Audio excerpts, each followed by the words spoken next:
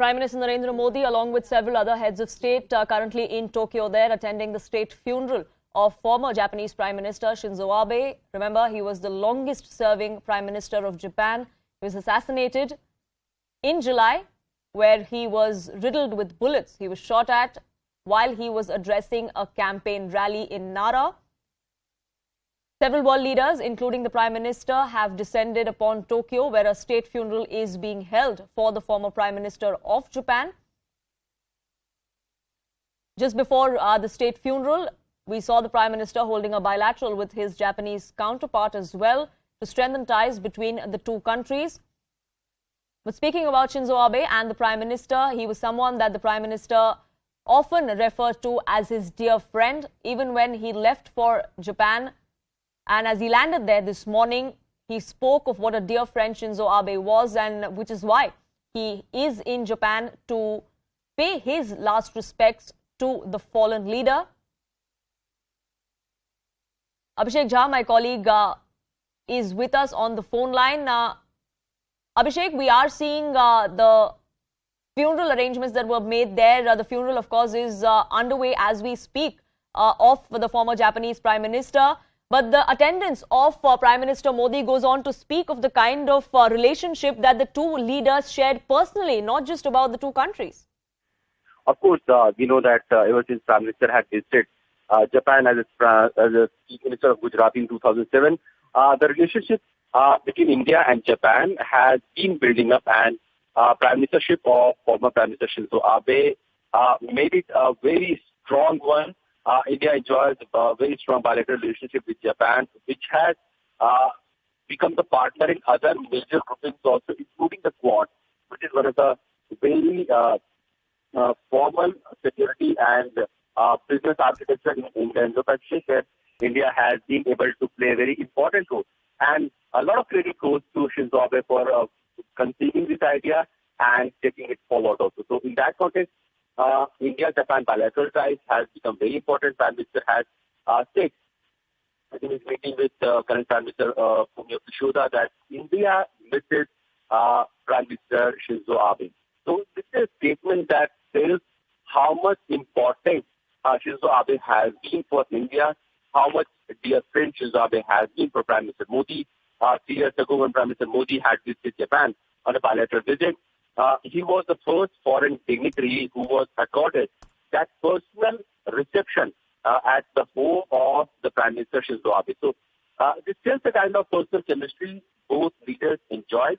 We have seen how Shinzo Abe, when he was in India, he was taken around in Kashi at various ghats. When Prime Minister Modi was with him in Sabarmati, also we have seen Prime Minister Modi and Shinzo Abe's pictures. So those are the iconic moments that also tells the personal rapport these two leaders have developed over the years, and that also helps scale up the bilateral relationship of India and Japan. Absolutely, because the ties between Japan and India have always been of great consequence, but it was really under Prime Minister Modi and Shinzo Abe, or in fact under Shinzo Abe's leadership, that we saw ties with Japan and India strengthen even further, even as far as the Quad is concerned. Taking on China has been a concern that both countries have shared. We have many other concerns. We have many other aspects where both China and Japan also share cultural values as well. And that is something that was often seen in the relationship that Prime Minister Modi and Shinzo Abe shared.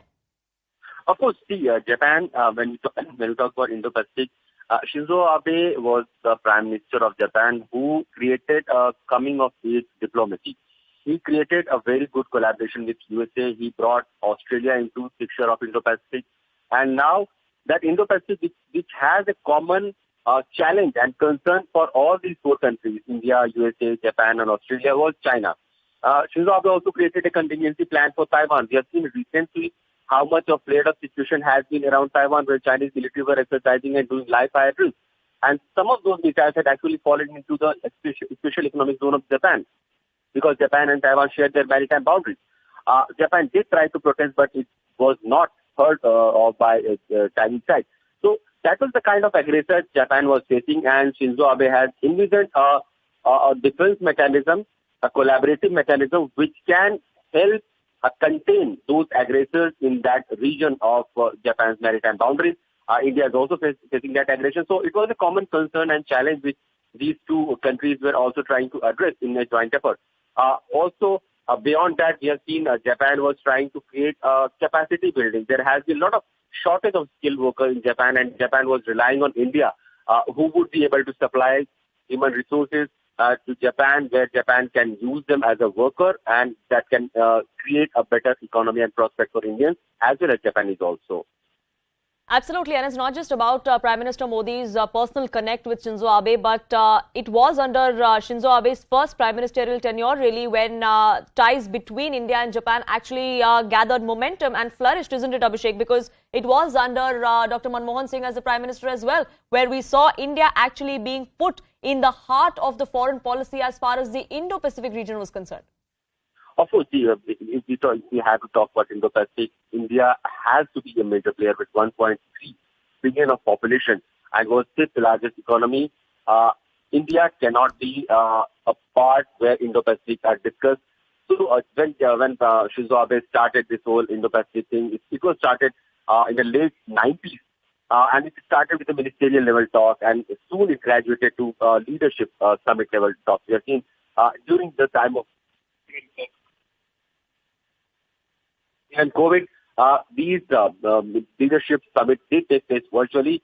And as soon as the pandemic got a little over, the leadership summit happened in Tokyo, bilateral and 2+2 dialogue also started happening.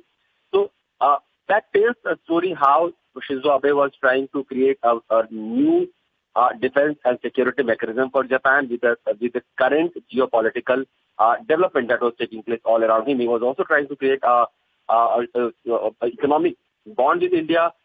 In the recent times when the global supply chain got disrupted because of COVID pandemic, and a lot of dependence of China was felt as an unease in the long-term sustainability of global supply chain. Japan tried to incentivize a lot of its companies to move its manufacturing bases from China to other nations. Stop you there, Abhishek, but that ceremony is underway there in Tokyo. Let's just cut across.